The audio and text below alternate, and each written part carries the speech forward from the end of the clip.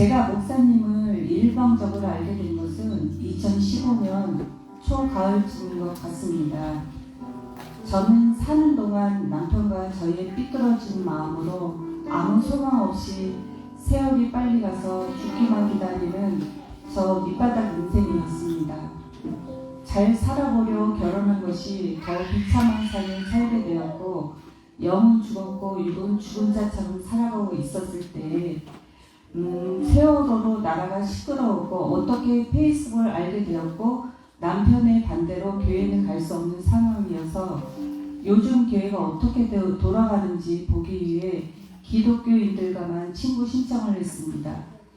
그런데 얼마 안 있어서 예수님이 제리말커처럼 많은 기독교인들이 이야기를 하는데 저를 돌아보게 되었습니다. 교회도 다니지 않고 아무것도 모르는데 만약 내가 죽는다면 천국에 갈 수 있을까? 교회 생활은 20살 때까지가 끝인데 구원의 확신이 없었습니다. 그때부터 그러면 말씀을 들어야 하지 않나, 말씀 잘하시는 목사님 설교를 들으려 유튜브에서 몇 분의 목사님 설교를 듣고 있었습니다. 그런 도중에 페이스북에 어느 목사님의 매일 올리시는 글을 제가 읽고 있을 때 그 목사님께서 이동복 목사님의 사진 한 장을 공유해 주셨고, 거기에는 말씀이 좋아서 멀리 미국에서 방문하셨다고 하셨습니다. 눈이 번쩍 뜨였고, 얼마나 말씀이 좋으면 미국에서까지 오지?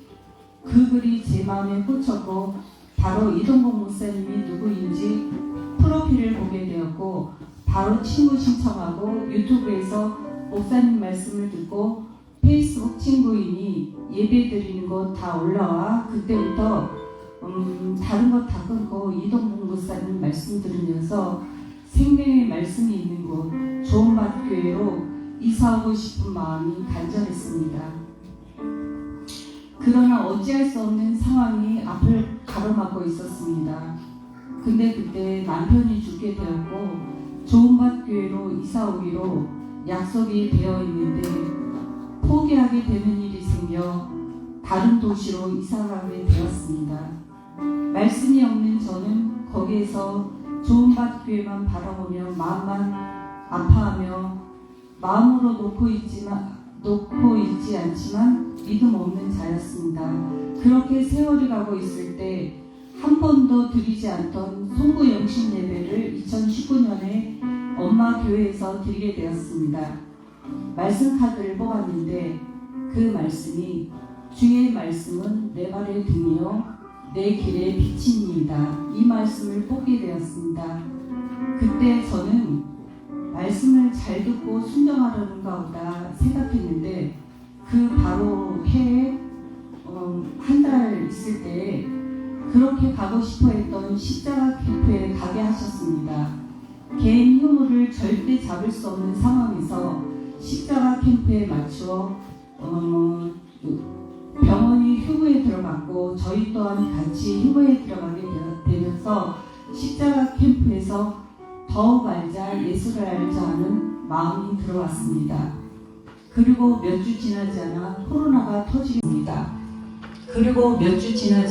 코로나가 터지게 되었고 다니던 교회를 손님처럼 다녔던 것을 끝내고 주일마다 좋은밭 교회 예배를 드리게 되었고 같이 기도하는 날이면 같이 기도하며 1년 정도 지날 때 딸 아이의 이상한 반응으로 목사님과 상담하게 되었고 아들과 딸이 그렇게 반대하는 것을 무릅쓰고 교회에 나갈 것을 말하고 2021년 3월부터 교회에 나오기 시작했습니다.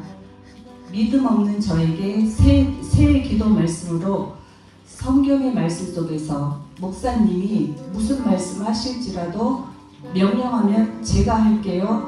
제가 먼저 앞장서서 해야 된다는 말씀을 주셔서 그 말씀을 마음에 새기고 있었습니다.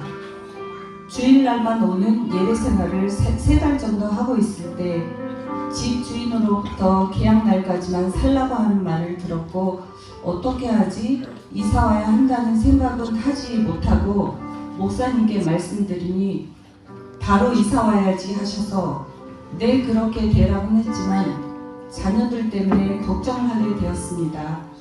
그러나 초에 받은 말씀이 명령하면 제일 먼저 제가 할게요 한 말씀이 생각나 자녀들에게 이사 갈 건데 어떻게 할 거냐고 하니 난리가 났고 저는 결국엔 10월 1일 날 이사 오게 되었고 지금 이렇게 좋은 학교의 피난처 안에 말씀을 알아가는 자로 있습니다. 아직 지혜가 없고 명철하지 못하여 거문물이 빠지려면 많은 세월이 가야 되지만 1년의 종막 공동체 안에서 주님께서 저에게 주신 사랑은 사람과의 벽을 치고 사귐을 잘하지 못하고 나를 표현하지 못하는 저에게 마음을 보여주게 하시고 사랑방 식구들을 보게 하시고 그 속에서 함께하는 것을 배우게 하셨습니다. 우리가 한 몸이며 내가 못하는 것을 지체가 할 수 있는 것에 감사하며 예수 그리스도의 사랑을 배워가는 중입니다.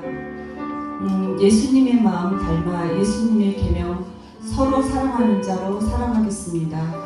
저를 좋은 학교의 피난처로 말씀 있는 지도자와 사랑할 수 있는 지체들을 주심에 말씀이신 예수님께 감사드립니다.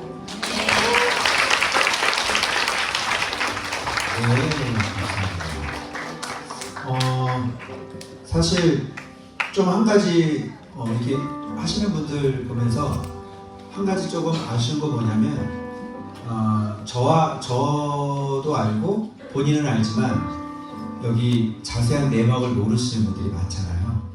그래서 그런 자세한 내막들을 조금 더 상세하게 좀 설명을 해주시면 우리 지체들이 이해하는데 좀 도움이 되지 않을까 이런 아쉬움 있는데 그때 사실은 유튜브를 듣고 있는 줄조차 몰랐죠 저는. 근데 설교를 계속 듣고 있으셨던 거예요. 저는 깜짝 놀랐죠. 그래서 의뢰이 그냥 제가 그냥 목사님이 된 거예요. 그냥 유튜브상 저도 모르는 분이. 그러다가 이사 오는데 그때 결단을 못 하신 거죠. 화성으로 가게 되었고 본전으로. 거기에서 딸아이에게 문제가 생긴 거죠. 딸아이가 뭐라 그랬죠? 무슨 문제였지? 딸이 무슨 뭐라고? 마음에? 그 증세가 어떻게 났어요? 어떻게 났지?